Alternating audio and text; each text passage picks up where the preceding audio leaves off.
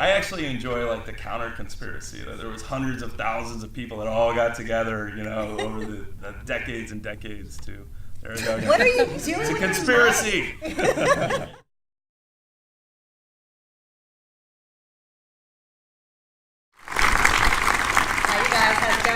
Don't get up, don't go. We're going to talk about this movie. Come stay and hang out with us. My name is Christy Lemire. I'm a film critic with RogerEbert.com and KPCC Film Week and the Breakfast All Day podcast. But more importantly, I have producer Tom Peterson and director Todd Douglas Miller. Come on out.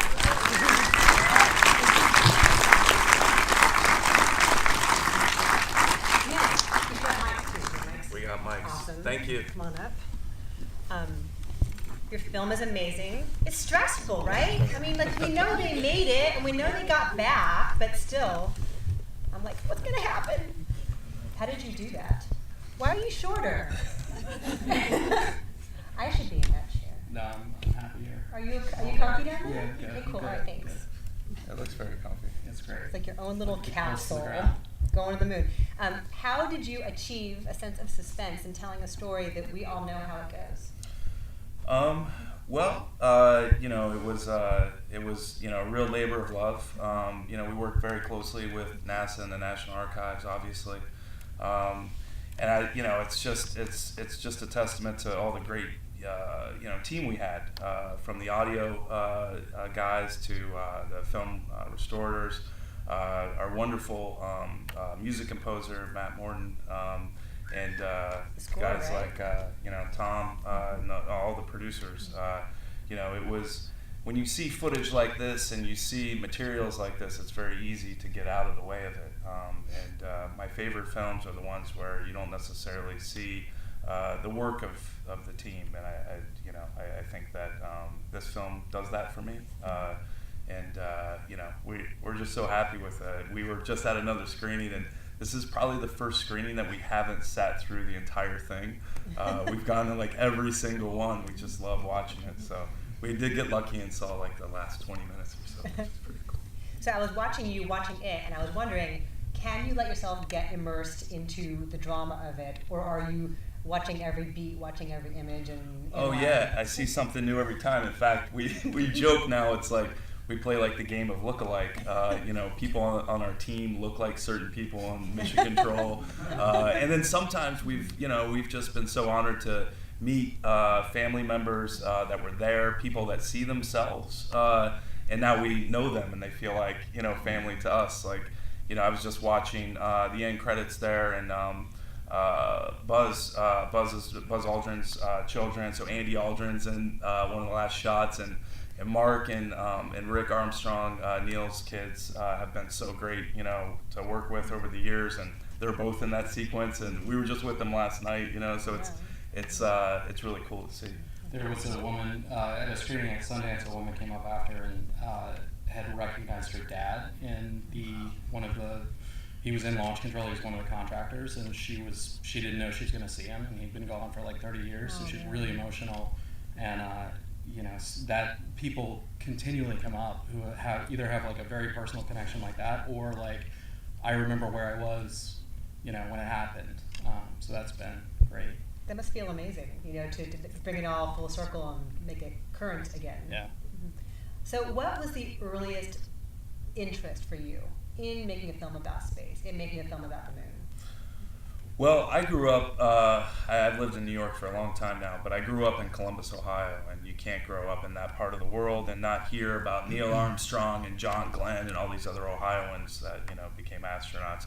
And just not that, there's, you know, air bases, and there's always a connection with space. But I found out in making this that everybody has that, you know. You don't have to grow up, you know, an hour away from where Neil Armstrong. Everybody knows an astronaut's from their hometown, or somebody was on some shuttle mission, or somebody, you know, their parents built, you know, something, or their grandfather worked on this. And it's a real testament to the fortitude of, you know, that generation. So many people, hundreds of thousands of people, worked on not only Project Apollo. I think my voice broke it. Or I broke the mic. So many people worked on Project Apollo, and you know, the Gemini program, and Mercury, and continue to do great things, but not only at NASA but through the private companies today. And I know you made a short prior to this, but once you decided to do a whole feature, how did you know where to go to find all of this footage? Because it was scattered in a lot of various places, right? Yeah, we were working under the radar, but people knew about us within the space community. So, it was the joy of my life to, work with and talk with filmmakers that had made other films. So, Al Reinert, who made For All Mankind, if no one's ever seen it, it's one of my favorite films. There's not space films. And we became friends, and, he had some ins with some archives and film vaults. I was doing the same for him on his most recent project. Unfortunately, he recently passed away. But our archive producer, who's based in the UK, Stephen Slater, he had some ins at some places, and then NASA themselves were really great. We worked very closely with Bill Berry, the chief historian at NASA, and Bert Ulrich, the film liaison. But probably most important was our relationship with National Archives. National Archives and the archivists that work there, we had kind of challenged them to kind of quantify all of the Apollo 11 materials that were in their archive. And that started a really big research project. We hit them early enough that they knew that the 50th anniversary was coming and they were going to get a ton of requests. So, and our project represented something that no one else had. Just so happened the Post House in New York, who we do a lot of work with, we're getting into the film scanning business when a lot of companies were getting out of it, and they had some newer technology that they were implementing in their film scanning business that we used for this. And we ended up developing a prototype scanner that was able to go all the way up to 16K resolution to be able to scan not only large format materials, but rescan all the 16 and all the 35. And then we got a lot of footage, hundreds of, about a little over 100 reels out of NASA at the Marshall Space Flight Center too. We're able to rescan a bunch of that stuff. Yeah, I was going to ask, were they reluctant at all to give you that? Because it seems like it's pretty precious, I would guess. Yeah, I mean, this project has become not only about the film, but also about the curation and the preservation of these materials. And that's an ongoing, effort. It's going to take a long time. We survived a couple of government shutdowns. This last one did us no favors. You shut down the government, and the first thing to go are the museums and NASA and the Smithsonian and National Archives. So, when National Archives gets shut down, you might as well have pushed it back a year. So, it's a real testament to the team back in New York. We were just scanning such high resolutions and developing workflows and technologies that were new and very cutting edge that our stuff's almost too good to give back. So we're having to transcode a lot of that stuff, and National Archives, to the credit, they're just they're very meticulous in the way that things need to be cataloged and ascension. So that is a big part of what we're doing to try to organize this for future filmmakers and future generations to make these materials accessible. Because it's one thing that we didn't have. When we stumbled on all this stuff, the research to try to figure out who shot it, where it came from, took almost a full 2 years to discover. How long was the whole process from deciding, okay, I'm going to make this movie, to us seeing it, or to it being finished rather? We started when we kind of gave everybody the green light. It was towards the tail end of 2016. Okay. And Tom, you were the guru of finding all the nuggets of goodness in the thousands and thousands of hours of audio. What's your secret? Yeah, so we, a few months into the project, we were given access to 18,000 hours of audio. Basically every 18,000 hours from Apollo, 11,000 hours from Apollo 11. Basically everyone in Mission Control with a headset was being recorded. So there was two 30-track recorders that were recording them, and it was a years-long process down in Dallas to get that stuff digitized. So eventually we got it, and I spent many, many months in a dark room with headphones on, just listening to it. And I haven't been the same since. But it was, there, I mean, we learned a lot of stuff about the mission, I mean, like as they're landing, the 1202 alarm, the 1201 alarm, we were able to hear the guys in the back room talking to the guidance officer, who then talks to the flight director, who then talks to Capcom. And there's a 24-year-old guy named Jack Garman who was in the back room, and he had memorized all the codes, and there's a scramble in mission control because no one knows what it is, and he had just memorized these codes. So you hear him say, it's executive overflow, if it doesn't occur again, we're fine. And so just to actually hear that unfolding in real time was incredible. But then there were all these other little moments that just like humanized things in a way that was very, it was incredible for me to just make it, so real. But you hear flight controllers like messing with each other. You hear them talking about Chappaquiddick, you hear, people talking about where they're going to go get drinks after the mission's over. And it was just, it was overwhelming, but there was so much incredible stuff in there that it was like a, little exciting surprises every day. And there is a giant 9-day cut of this, I understand. Like if you guys wanted to just see it all, right? There's like 9 days of it. Yeah, there's actually, that's how we started. If you're gonna do it, you might as well just go all in. So we made a 9-day edit, every frame, every still image, even all the TV broadcasts. So all of that was put into a timeline. And one of our he ended up doing a ton of audio restoration. His name's Ben Feist. During the course of filming, during the course of the production, was actually hired by NASA down at Johnson Space Center. But he's putting together a website called Apollo in Real Time. Apollo 11 in realtime.org. Where you can actually bring your sleeping bag and an alarm clock, and you can go on the entire mission, on, off, everything, and see all the materials from the mission. People will do that. Absolutely, I'll be the first one. That'd be great. I was really impressed too by the actual footage that they shot on the moon. That Armstrong and Aldrin shot on the moon. I feel like we haven't seen a lot of that before. Can you talk about that a bit?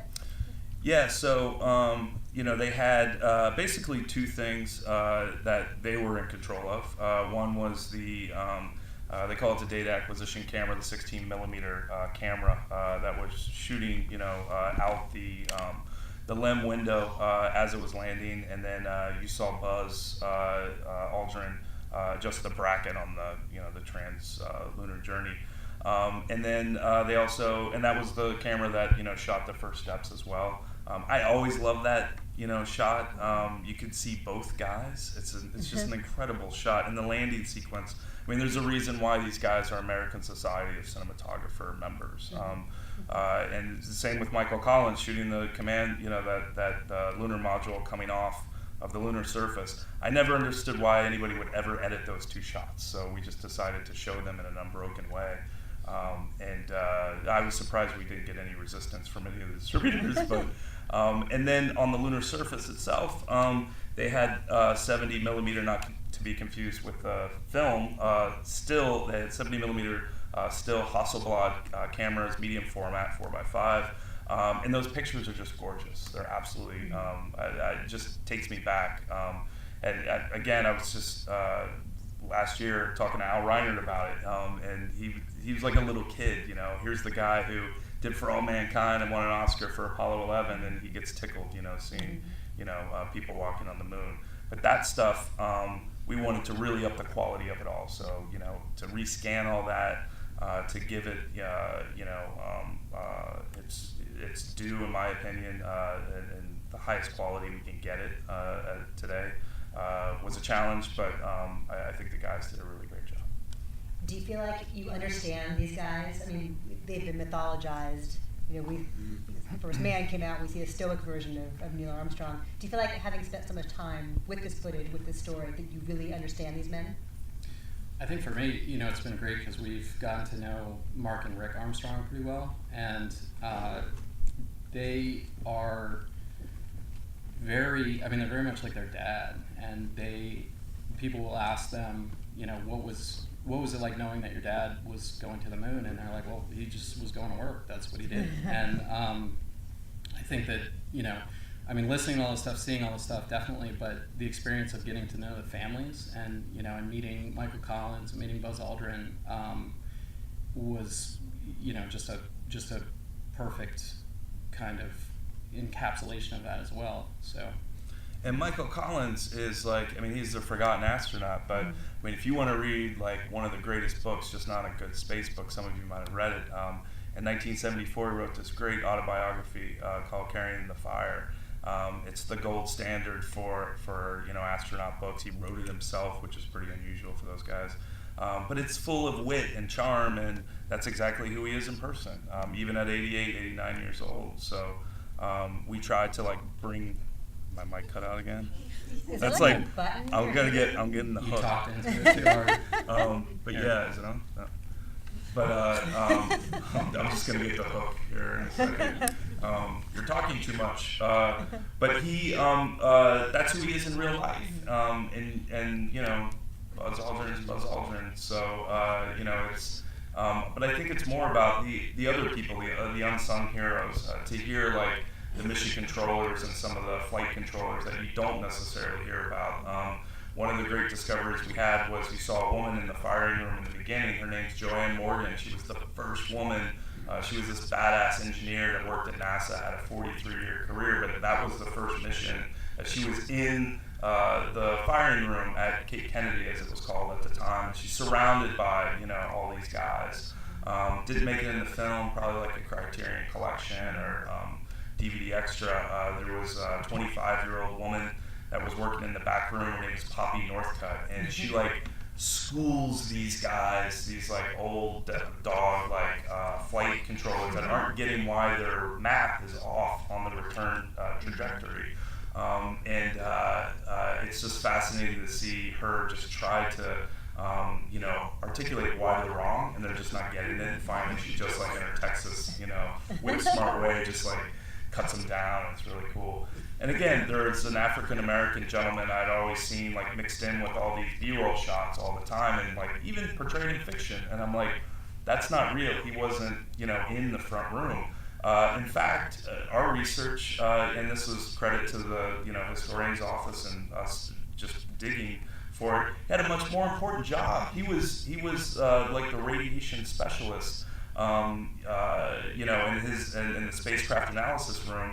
And every night before the guys went to bed, they gave their radiation readings. And him and his group, they were in charge of monitoring that. And just not that, they were also in charge of monitoring solar flares that were coming from the sun, and if they were going to be a danger to the spacecraft, they could radio up to them, and they could take evasive maneuvers. Hello, can you hear me? So Rick Armstrong told this story. Someone asked about when they're during the landing, when they're running out of fuel. Somebody said, did you ever talk to your dad about that? And he said, it's my dad. I did actually one time talk to him about it, and he kind of said, well, it's like when the E light comes on in your car, and you probably got another gallon in there, you're probably fine. So all of his stories are like that, and they're so they've been mythologized. These guys have been mythologized, but they're they're just humans, and they're heroes. But have you had crazy conspiracy theorists insist that this was all shot on a soundstage? Oh yeah, all the time. It's great. I actually enjoy the counter conspiracy that there was hundreds of thousands of people that all got together, over the decades and decades too. There we go. What are you doing? It's a conspiracy. They don't want you to know what we saw. No, but how do you handle that? It's so insane. How do you deal with that? We punch him in the face, just like Buzz Aldrin. All right, we need to wrap up, but thank you for being here. You guys are amazing. It's a gorgeous film. Thank you so much for talking to me. Thank you.